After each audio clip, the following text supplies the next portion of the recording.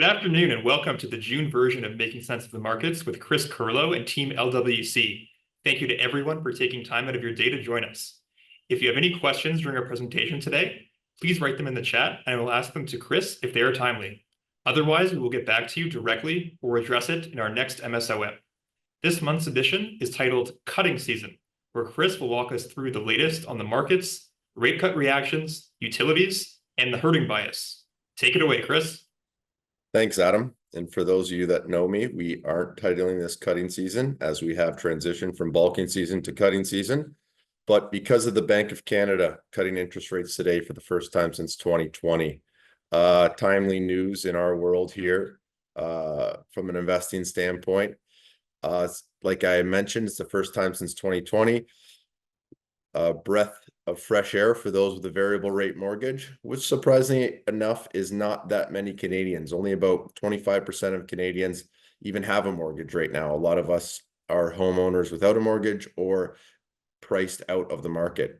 But this does have implications in other areas of lending, private credit, and for the overall economy.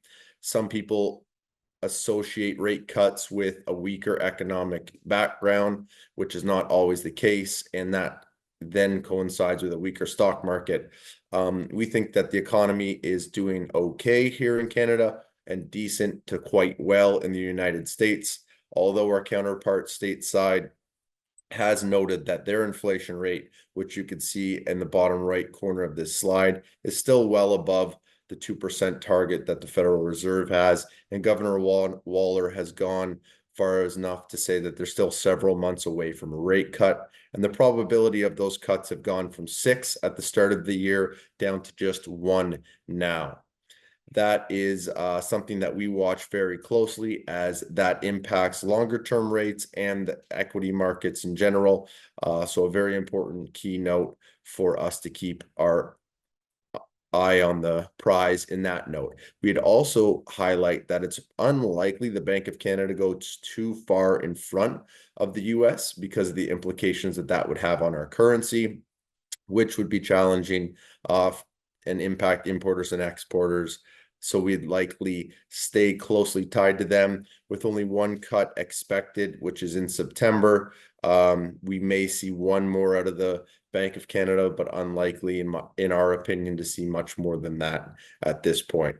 Inflation did tick lower in Canada down to 1.6%, which is the lowest we've seen since 2019. And that has given the bank the room to do that interest rate cut. We're seeing a few bright spots actually in the market, a big healthy rebound in earnings over the last couple of quarters and expectations of earnings to go higher. Had a fantastic month for equity markets in May with the S&P 500 up almost 5%, the TSX up just a little less than half of that. Notable themes were AI. Fortunately for us and clients at LWC, we are owners of NVIDIA and have been since the start of my tenure here with the team, which has been a huge contributor to our portfolios as that stock has quintupled in that time period. On the back of that as well, we've seen utilities rising higher. We'll touch on that a little bit later in the presentation. Canadian banks reported Q2 results. It was mixed. TD was hit with an anti-money laundering issue that took their stock lower. Scotia and BMO did a little bit better, all three of which are holdings for us as well. We think there's an opportunity here, and with lower interest rates, we'd likely see those stocks moving higher as competition stateside remains strong, but we think that they're relatively undervalued. And actually, we've made a bet recently, not recently, we added to that bet a year ago and a couple of weeks actually, around the Silicon Valley banking crisis, that the bigger banks in the United States were undervalued and taken out with the baby in the bathwater. That trades up over 40% since we put that in across many of your accounts. And we're actually looking at new opportunities to deploy that capital in, as we think we've gained most of the easy money in that trade and see better value on the Canadian banks, the three of which I've mentioned, all produce fantastic dividends and held inside the LWC Canadian dividend mandate. Manufacturing is another bright spot. There's been a large inventory globally pent up since around the pandemic. That was something that we saw as a headwind for basically manufacturing companies across the board. Why are you going to create new widgets or car parts or what have you when there's a lot of them sitting in the back of that warehouse? And so with that inventory glut easing, we see it as the possible start to a manufacturing comeback that's strong from an economic standpoint, from a GDP standpoint. It also leads us to liking the commodity sectors. Strong GDP tends to correlate well with higher oil and higher base metal prices. Copper's one that we're very bullish on. We own Freeport-McMoRan for many of you across the country. It's been a strong performer on the back of stronger copper prices in recent months. And some of this pent-up demand from consumers and corporations with now, lower inflation prices should again also boost that manufacturing come back. And then, strong economic growth in the United States, China, and elsewhere should also buoy prices in that sector and have a bit of a feedback loop positive effect for both economies and the stock market. One of the sectors that we remain encouraged about is the utility side. We own Fortis and the Canadian dividend portfolio here for our clients. Utilities are a huge beneficiary of several massive trends taking place in the world. The growth of data centers has just been unprecedented. We've seen the use of data centers at about 2% of global electricity use right now. By 2030, it's expected to go up to almost 14%.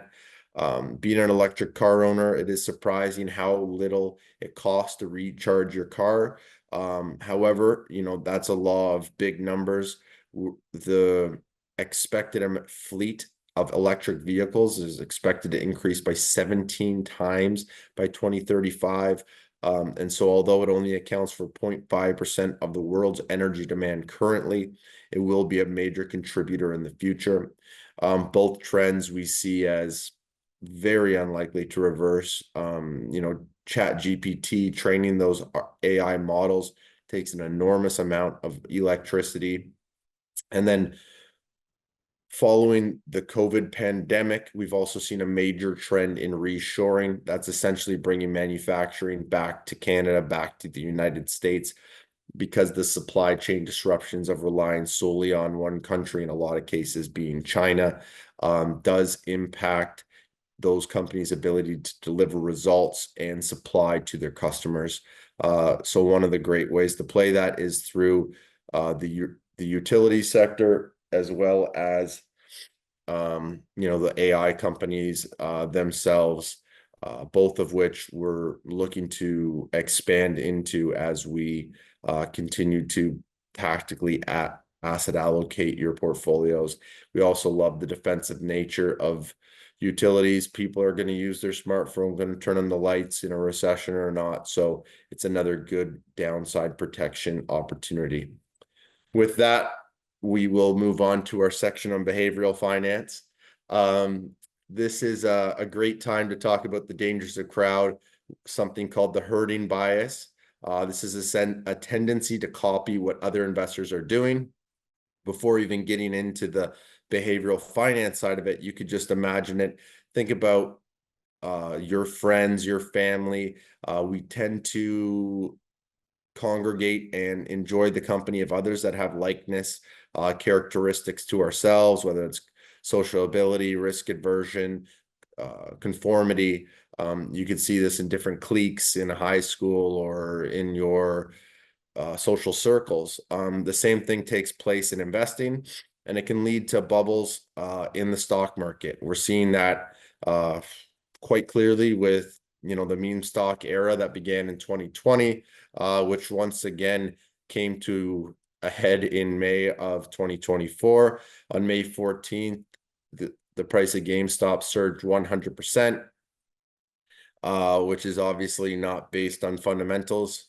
They didn't make a new, nor did a Grand Theft Auto drop or anything like that. Essentially just one investor tweeting one thing, and it kind of got a bit of a mania happening. We've seen this happen many, many times over history. The tulip mania in the 1600s is a very popular one. The dot-com bubble in the 1990s, and then more recently in cannabis and in crypto, both of which I've talked about at lengths and in popular media around the world. These type of events, you can see in my chart on the bottom right, have a very, very similar playbook. We like these situations. We've talked about crypto here on this. We believe that we've actually gone through this whole cycle on crypto, and at the bottom side, back when Bitcoin, as an example, was trading at 20,000 in September of last year. We thought that we'd already gone through that whole paradigm shift and we're coming out to an actual fundamental value. And we've seen the price move higher since that era. Similarly in cannabis, we were early investors in a lot of those companies as smart money and institutional investors, rode them up, traded them out once the valuations got unbearable. I believe I was on Fox in October of 2018, right when cannabis was becoming legal in Canada, discussing this very autonomy of a bubble. We see it over and over again. So don't fall victim to this and chase the herd and get that fear of missing out. Rather, it's much better to be rational, include independent analysis, or work with a trusted advisor that's looking at investments from a pragmatic standpoint, not getting greedy and just chasing the latest trend, utilizing tactical asset allocation and diversification to deliver your needed results to achieve your retirement goals. That was the motto and what we wanted to get across in this week's edition of the behavioral science aspect of making sense of the markets.